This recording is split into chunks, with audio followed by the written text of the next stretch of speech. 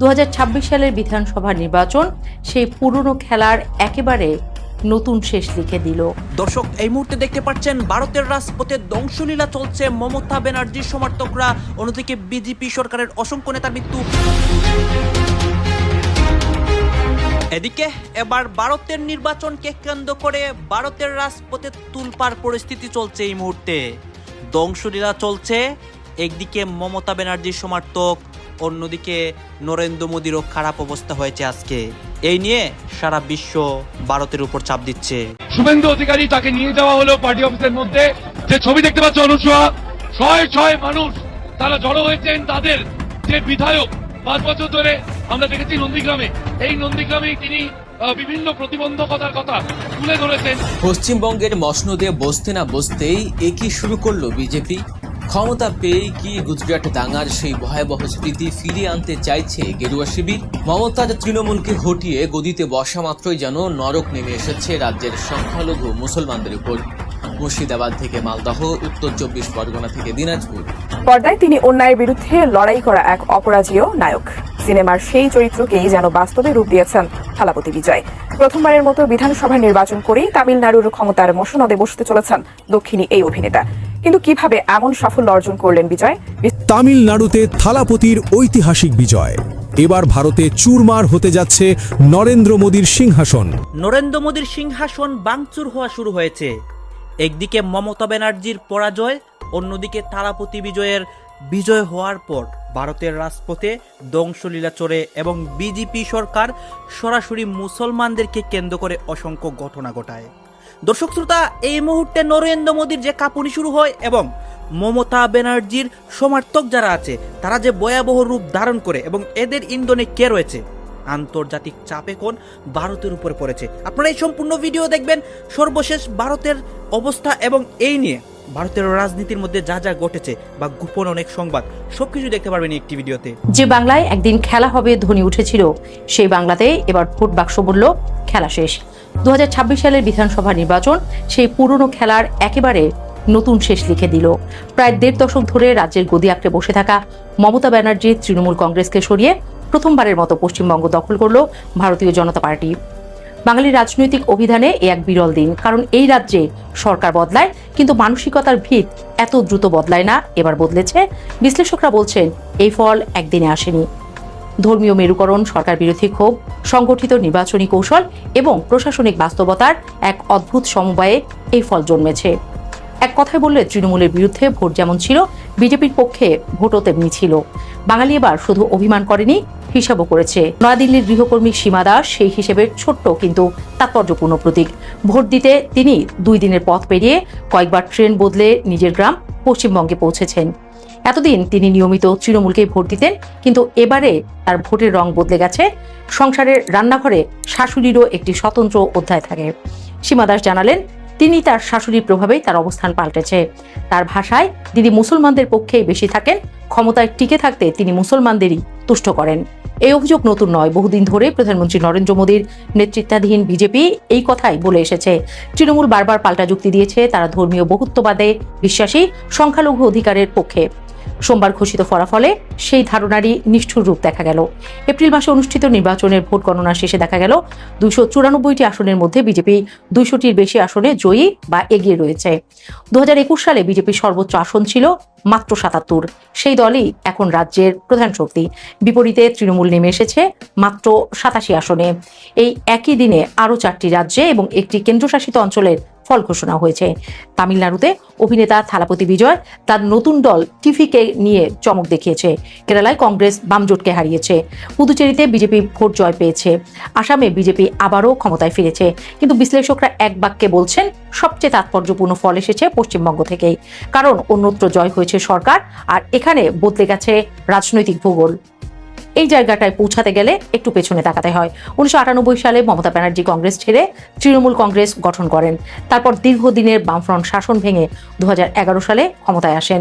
তখন তিনি ছিলেন প্রতিবাদের মুখ, রাস্তার ভাষা, চটি পায়ে ক্ষমতার বিরুদ্ধে দাঁড়িয়ে থাকা এক রাজনৈতিক চরিত্র। 2014 সালে নরেন্দ্র মোদী প্রধানমন্ত্রী হওয়ার পর তিনি বিজেপির সবচেয়ে উচ্চকণ্ঠ প্রতিদ্বন্দ্বীদের একজন হয়ে ওঠেন। মমতার শক্তি ছিল তার জনসংযোগ। নারীকেন্দ্রিক কল্যাণমূলক কর্মসূচি, শিল্পের জমি অধিগ্রহণের বিরুদ্ধে অবস্থান, গ্রাম বাংলার মানুষের সঙ্গে সরাসরি যোগাযোগ এসব তাকে জনসমর্থনের ভিত দিয়েছে। কিন্তু রাজনীতিতে জনপ্রিয়তা আর সংগঠনের আচরণ এক জিনিস নয়। চেন্নাইয়ের শিবনাদার বিশ্ববিদ্যালয়ের রাজনৈতিক বিশ্লেষক রাহুল ভার্মার কথায়, পশ্চিমবঙ্গের মসনদে বসতে না বসতেই একই শুরু করলো বিজেপি। ক্ষমতা পেয়ে কি গুজরাট দাঙ্গার সেই ভয়াবহ স্মৃতি ফিরিয়ে আনতে চাইছে গেরুয়া শিবির? মমতার তৃণমূলকে হটিয়ে গদিতে বসা মাত্রই যেন নরক নেমে এসেছে রাজ্যের সংখ্যালঘু মুসলমানদের উপর। মুর্শিদাবাদ থেকে মালদহ, উত্তর 24 পরগনা থেকে দিনাজপুর, সবখানেই এখন কেবলই আগুন, ভাঙচুর আর চরম আতঙ্ক। অন্যদিকে ওপারে ক্ষমতার এই অভাবনীয় পালাবদলের এপারে বাংলাদেশেও শুরু হয়েছে তীব্র আলোচনা আর সমালোচনা। তিস্তা চুক্তি, সীমান্ত হত্যা আর দ্বিপাক্ষিক সম্পর্কের ভবিষ্যৎ নিয়ে যখন গভীর ধোঁয়াশা, তখন নীরব নেই বাংলাদেশের রাজনৈতিক দলগুলো। তাহলে কি এবার নতুন কোনো ভয়ঙ্কর খেলা ছক কষছে মোদী এবং শুভেন্দু অধিকারীর বিজেপি? শুভেন্দু অধিকারী ভোটের আগে বড় বড় বুলি আওড়েছিলেন, বুক ফুলিয়ে বলেছিলেন তারা ক্ষমতায় এলে নাকি রাজ্যে রাম রাজত্ব কায়েম হবে, দুর্নীতি দূর হবে, সোনার বাংলা গড়া হবে। কিন্তু সেই রাম রাজত্বের আসল চেহারাটা যে কতটা বিভৎস আর রক্তাক্ত হবে তা হয়তো রাজ্যের সংখ্যালঘু মুসলিমরা ঘুণাক্ষরেও ভাবতে পারেননি। বিধানসভা নির্বাচনে মমতা ব্যানার্জি তৃণমূল কংগ্রেসকে হারিয়ে বিজেপি ক্ষমতায় আসতেই রাজ্যের বিভিন্ন জেলায় শুরু হয়েছে বর্বরচিত তাণ্ডব। অভিযোগ উঠছে সম্পূর্ণ সুপরিকল্পিতভাবে এবং বেছে বেছে মুসলিমদের টার্গেট করেই এই ভয়াবহ হামলা চালানো হচ্ছে। রাজ্যের বিভিন্ন প্রান্ত থেকে মসজিদ, সংখ্যালঘুদের দোকানপাট আর বাড়িঘরে হামলার খবর আসছে প্রতিনিয়ত। সোশ্যাল মিডিয়ায় চোখ রাখলে দেখা যাচ্ছে আতকে ওঠার মতো সব দৃশ্য। ছড়িয়ে পড়া ভিডিওগুলোতে স্পষ্ট দেখা যাচ্ছে কিভাবে উস্কানিমূলক স্লোগান দিয়ে হাতে লাঠি সোঁটা আর ধারালো অস্ত্র নিয়ে সংখ্যালঘুদের উপরে চড়াও হচ্ছে গেরুয়া শিবিরের উগ্রবাদী কর্মীরা। চোখের সামনে পুড়ছে মুসলিমদের ব্যবসা প্রতিষ্ঠান, ভাঙচুর করা হচ্ছে তাদের মাথা গোজার ঠাঁই। আর এই পুরো সময়টাতে পুলিশ এবং কেন্দ্রীয় বাহিনীর ভূমিকা নিয়ে উঠছে বড়সড় প্রশ্ন। তারা যেন নীরব দর্শক। আপনাদের কি 2002 সালের গুজরাট দাঙ্গার কথা মনে আছে? সে সময় হাজার হাজার নিরীহ মুসলিমকে যেভাবে নৃশংসভাবে হত্যা করা হয়েছিল, জীবন্ত পুড়িয়ে মারা হয়েছিল, নরেন্দ্র মোদীর সেই আমলের ভয়াবহ স্মৃতি যেন আজ আবার ফিরে আসছে পশ্চিমবঙ্গের মাটিতে। নির্বাচন ফলাফল প্রকাশের পর থেকেই মুর্শিদাবাদ, মালদহ, উত্তর দিনাজপুর এবং উত্তর 24 পরগনার মতো মুসলিম অধ্যুষিত জেলাগুলোতে চরম উত্তেজনা বিরাজ করছে। শুধু গ্রামগঞ্জে নয়, কলকাতা, আসানসোল, হাওড়ার মতো বড় বড় শহরগুলোতেও ছড়িয়ে পড়েছে এই রাজনৈতিক ও সাম্প্রদায়িক সহিংসতা। বিরোধী শিবিরের উপর হামলার পাশাপাশি মুসলিম অধ্যুষিত এলাকাগুলোতে রীতিমতো ত্রাস সৃষ্টি করা হচ্ছে। সাধারণ মানুষের মনে আজ একটাই প্রশ্ন, এটাই কি বিজেপির প্রতিশ্রুত আছে দিন? শুভেন্দু অধিকারীর জয় কি তবে বাংলার ঐতিহ্যবাহী সম্প্রীতির কফিনে শেষ পেরেকটি ঠুকে দেওয়া হলো? ইতিমধ্যেই পশ্চিমবঙ্গে 2 জন তৃণমূল কর্মীকে কুপিয়ে হত্যা করেছে উগ্রবাদী বিজেপি সরকার। পশ্চিমবঙ্গের এই ভয়াবহ পরিস্থিতি মুসলমানদের উপর নির্যাতন ও বাংলাদেশ ভারত সম্পর্কের এই জটিল সমীকরণের আরও গভীরে যাওয়ার আগে অবশ্যই আমাদের চ্যানেলটি সাবস্ক্রাইব করুন এবং পাশে থাকা বেল আইকনে ক্লিক করে রাখুন। এবার একটু নজর দেওয়া যাক সীমান্তের ওপারের এই পালাবদলে এপারের বাংলাদেশে ঠিক কী ধরনের প্রভাব পড়ছে সেদিকে। মমতা ব্যানার্জির বিদায় এবং কট্টর হিন্দুত্ববাদী দল বিজেপির এই উত্থান। পর্দায় তিনি অন্যায়ের বিরুদ্ধে লড়াই করা এক অপরাজেয় নায়ক। সিনেমার সেই চরিত্রকেই যেন বাস্তবে রূপ দিয়েছেন থালাপতি বিজয়।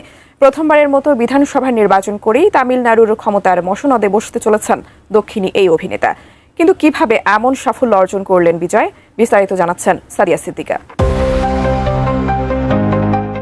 থালাপতি বিজয় মানেই রূপালী পর্দায় সাধারণ মানুষের হয়ে লড়াই। কিন্তু এই পর্দার নায়ক যখন রাজনীতির ময়দানে পা রাখলেন, তখন তার সবচেয়ে বড় শক্তি ছিল এক সুশৃঙ্খল সাংগঠনিক কাঠামো। বিজয়ের এই অভাবনীয় সাফল্যের নেপথ্যে থাকা কৌশলগুলো এখন সামনে আসতে শুরু করেছে। সংবাদ মাধ্যম দ্য ইকোনমিক টাইমসের প্রতিবেদনে বলা হয়, বিজয়ের এই যাত্রা শুরু হয়েছিল আজ থেকে প্রায় 17 বছর আগে। 2009 সালে তিনি তার ফ্যান ক্লাবগুলোকে রাসিকার মনরোম নামে সংগঠিত করতে শুরু করেন। রক্তদান শিবির থেকে শুরু করে পিছিয়ে পড়া শিক্ষার্থীদের সহায়তা, জনকল্যাণমূলক কাজের মাধ্যমে তিনি ভক্তদের এক শক্তিশালী সামাজিক শক্তিতে রূপান্তর করেন। বেশি বেশি গোল্ড কিনে হাফ গ্রাম গোল্ড বার জিতে নিন প্রতিদিন। 2021 সালে তিনি এক নীরব পরীক্ষা চালান। সরাসরি মাঠে না নেমেও স্থানীয় নির্বাচনে ফ্যান ক্লাবের সদস্যদের প্রার্থী করে তিনি 115টি আসনে জয় ছিনিয়ে আনেন। এরপর 2024 সালে তামিলাগা ভেট্রিকাজাগাম বা টিভিকে গঠন করে তিনি 2026-এর লক্ষ্যমাত্রা নির্ধারণ করেন। জনপ্রিয়তার চেয়ে যোগ্যতাকে গুরুত্ব দিয়ে ওয়ার্ড ও বুথ পর্যায়ে গড়ে তোলেন এক শক্তিশালী কর্মী বাহিনী। বিজয় নির্বাচনী প্রতীক হিসেবে বেছে নেয় বাঁশি। আর এই প্রতীক কেবল পোস্টারে সীমাবদ্ধ থাকেনি। নারীরা বাড়ির উঠোনে এই প্রতীক এঁকে তার সমর্থনকে ছড়িয়ে দিয়েছেন ঘরে ঘরে। তবে বিজয়ের রাজনৈতিক জীবনের সবচেয়ে বড় পরীক্ষা ছিল 2025 সালের সেপ্টেম্বরের সেই বিয়োগান্তক ঘটনা। একটি সমাবেশে পদপিষ্ট হয়ে 42 জনের মৃত্যুর পর তিনি যেভাবে ক্ষতিগ্রস্ত পরিবারগুলোর পাশে দাঁড়িয়েছেন এবং 20 লাখ রুপি করে ক্ষতিপূরণ দিয়ে সংকট মোকাবিলা করেছেন তা তার বিশ্বাসযোগ্যতাকে এক অনন্য উচ্চতায় নিয়ে গেছে। এরপর বড় জনসভার বদলে বাড়ি বাড়ি গিয়ে জনসংযোগকে তিনি মূল মন্ত্র হিসেবে গ্রহণ করেন। দুর্নীতির বিরুদ্ধে আপোষহীন অবস্থান এবং অভিনয় জগৎকে বিদায় জানিয়ে ফুল টাইম রাজনীতিক হওয়ার ঘোষণা তরুণ প্রজন্মের মাঝে তার স্বচ্ছ ভাবমূর্তি তৈরি করেছে। শিক্ষা ও কৃষিকে সর্বোচ্চ গুরুত্ব দিয়ে তিনি ঘোষণা করেছেন 2 একরের কর জমির কৃষক সন্তানদের উচ্চ শিক্ষার ভার নেবে সরকার। এছাড়া নারী ভোটারদের জন্য মাসিক ভাতা ও দরিদ্র কন্যার বিয়েতে স্বর্ণালঙ্কারের প্রতিশ্রুতি তার জনপ্রিয়তা বাড়িয়েছে বহুগুণ। তবে এই সাফল্যই শেষ কথা নয়। জনসমর্থন ধরে রাখা, দক্ষভাবে প্রশাসন চালানো এবং দেওয়া প্রতিশ্রুতিগুলো বাস্তবায়ন করাই হবে বিজয়ের আগামীর আসল পরীক্ষা। পর্দার থালাপতি এখন বাস্তবের রাজনীতির মাঠে আবেগের সাথে কৌশলী বুদ্ধিমত্তার মিশেলে তিনি যে সূচনা করেছেন তা তামিলনাড়ুর রাজনৈতিক ইতিহাসে এক নতুন অধ্যায়ের ইঙ্গিত দিচ্ছে। পশ্চিমবঙ্গ নির্বাচনের ফলাফল দেখে বিএনপি সরকার নড়েচড়ে বসেছে। এমনকি বিএনপি সরকার প্রচন্ড ভয় পেয়েছে যে পশ্চিমবঙ্গের সম্ভাব্য মুখ্যমন্ত্রী শুভেন্দু অধিকারী, তিনি তো তারেক জিয়াকে গালাগালি করেন, তিনি তো হাসিনা ওয়াজেদকে বৈধ প্রধানমন্ত্রী মনে করেন, এখন কি হবে? আরো নানান বিষয় আছে। হ্যাঁ, সত্যিকার অর্থেই তারেক জিয়া এবার টের পাবেন কত ধানে কত চাল। ভারতের সাথে গোপন সমঝোতা করে বাংলাদেশে এসেছেন মিস্টার প্রাইম মিনিস্টার, এবার বুঝবেন মজা। এই ভারত আপনাকে কতটা ইরিটেট করে, কতটা ডিস্টার্ব করে। এই শুভেন্দু অধিকারীরা আপনাকে কতটা বেকায়দায় বা বিব্রতকর পরিস্থিতিতে ফেলে, এবার তারেক জিয়া টের পাবেন। হ্যাঁ, পররাষ্ট্রমন্ত্রী বুঝতে পেরেছেন। এই পররাষ্ট্রমন্ত্রী ডক্টর খলিল রহমানের আমরা প্রচন্ড সমালোচনা করি। তিনি মার্কিন দালাল, ইহুদিদের দালাল, তার শালী নাকি কোন ইহুদি ছেলেকে বিয়ে করেছে, অনেক কথাবার্তা, আচার আচরণ অনেক কিছু আছে, দ্যাটস ফাইন। বাট সত্যিকার অর্থে